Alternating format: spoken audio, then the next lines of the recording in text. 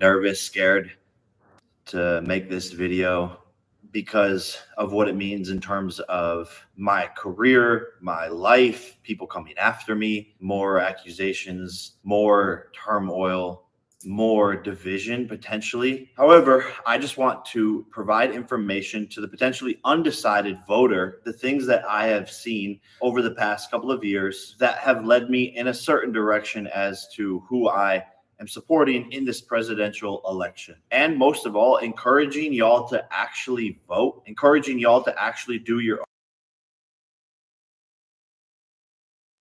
own research and to base that research in the truth, not just reckless propaganda or your favorite pop star telling you to vote a certain way and you believing them because you love their song. And with that said, after watching this video, you shouldn't necessarily just listen to me either. Do your own research before you go and vote. But I highly, highly, highly encourage you to exercise your right to vote. Because I moved to Puerto Rico in pursuit of becoming a world champion in my boxing career, I have rescinded my right to vote. But that doesn't mean I can't present my 80 million large audience with proper facts, numbers, and data to encourage them to vote in the proper direction to quite literally save America. And I'll start off with something that bothered me recently was Tony Hinchcliffe, a comedian who made a bad joke. Obviously, he's doing his job, trying to be funny, but him talking smack about Puerto Rico was not funny. And I want to shine a light on the fact that these aren't Donald Trump's views. It was a comedian who made a bad joke. I have no idea who he is, never saw him, never heard of him, and don't want to hear of him. Tony, while I love most of your work, Puerto Rico is the most beautiful place on earth. And the people here are absolutely incredible. Wars, health, guns, jobs, economy, inflation, border control, freedom of speech. The list goes on and on and on with the number of problems that America currently faces. And I don't come to you to make this video to create more division. I believe love is the key to the universe and that we should all love each other more and more and more. And it saddens me that in the current political state of the world in America, people can't have opinions without outrageous backlash. And I truly believe we can all agree on that things just don't feel right. America doesn't feel good. It shows that we are more divided than ever. And I can't sit back and watch this blasphemy unfold in front of me any longer. What is the problem? Democrats have been in power for 12 of the last 16 years. So if we aren't happy with the current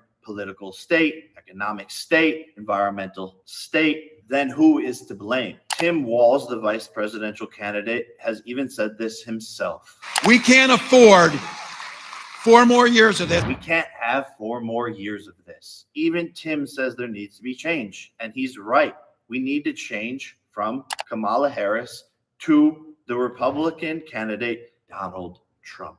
Tim, I remind you that your running mate, Kamala Harris, is vice president, currently in the office, and hasn't done anything while she's in office. Basically, no accomplishments. Let's start with a chart of inflation during the Biden-Harris term. Their overall inflation is 20.2% compared to the Trump-Pence administration with an overall inflation of 6.7%. Statistically, 14% better while Trump was running the economy. As you can see in every category, energy, gasoline, rent, and food, the numbers are exponentially lower and the lowest of the past 30 years of presidents. Again, regardless of your emotion, I'm just presenting you with facts. Do I think Donald Trump is a perfect human being? No, I don't think anybody on this planet is a perfect human being, myself included. Don't judge people off of a character that the media has portrayed them to be, because Democrats control 90% of the US media, so they will paint a picture to y'all, and that picture is what they want you to see.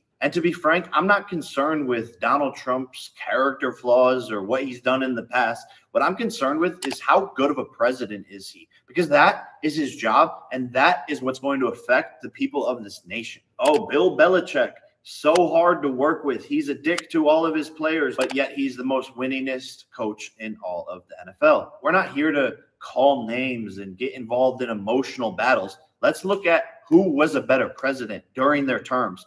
statistically. The next major point that always comes up is abortion. Donald Trump abortion. Donald Trump isn't protecting women's rights. That's what the media has painted to you, and it's absolutely not true. Donald Trump was the president before for 4 years.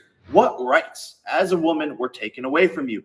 The answer is none. Donald Trump wants to put the power into the hands of each state to determine whether abortions will be legal there or not. So if you live in a Democratic state like California, yes, the Democrats will vote to allow abortion in California, putting the power in the hands of the people. So while many women are focused on this single issue voting, I encourage you not to be a single issue voter.